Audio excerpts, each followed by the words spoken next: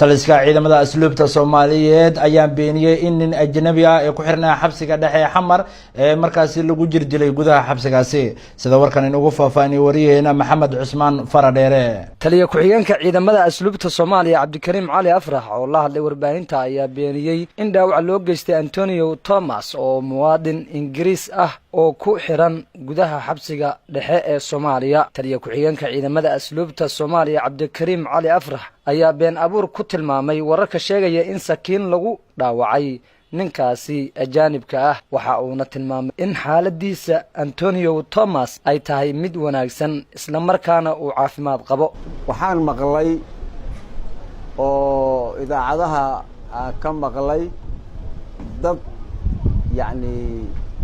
suuqa marayana laga sheegaya in la leeyahay nin maxbuus ah oo ajnabi ah ayaa lagu dilay xabsiga dhexdiisa oo dhaawac halis la gaarsiiyay taasi waxay ka mid tahay dalkan burburintiisay ka mid tahay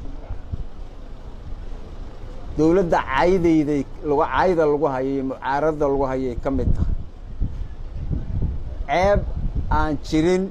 oo samaynteeda dawladday ka mid tahay ciidanka asluubta dagaal lagu hayay ka mid tahay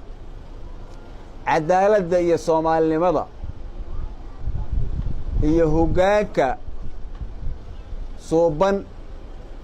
ee dalkaani leeyahay iyo ciidanka asluubtuba dacayad loo samaynaya ka mid tahay halkan wax dagaal ah oo ka dhacay ma jiro wax la qalay iyo wax la dhaawacay ma jiraan waa jiraa nin ajnabi ah oo dhalashada Ingiriiska haysta laba jiisadoo haystaa Faransiisna waa yani haystaa xabsigan oo ku xiran yahay waa ninka maalin dhaweed laga soo qabanayay aeroboortka waa bed qabaa waa caafimaad qabaa waxaa looga shakiyey qolyo daacisha oo xabsiga ku jira tashigooda inay aan dilna ah oo propaganda ah iyadana uma suuro gelin oo waa laga hortegey informationkaas markii uu helay taliyaha xabsigu oo u diyaar garoobay wax gaaray ninkaas ma jiraan lafihiisa ayaa la idin tusi karaa hadda ood arki kartaan hadduu wax qabo oo uu dhaawac yahay iyo hadduu bed qabo looma baahna waxaan jirin in la sheego oo ilaahay xaggiina dembi looga galo dalkana dembi looga galo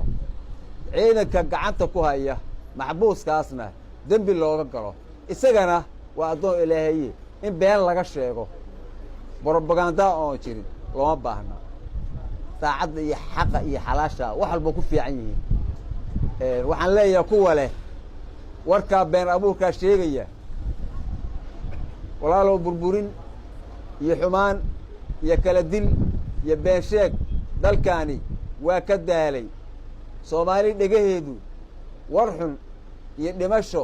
iyo dhaawac iyo burbur xiiso uma qabto ninkan oo laba dhalasho ka kala haysta Faransiiska iyo Ingiriiska ayaa dhawaan lagu qabtay garoonka Muqdisho kadib markii looga shakiyay in uu sito walxaha qarxa Maxamed Cabdi Cusmaan Maxamed Faradheere xarunta ciidanka asluubta ee Xamar magaalada Muqdisho.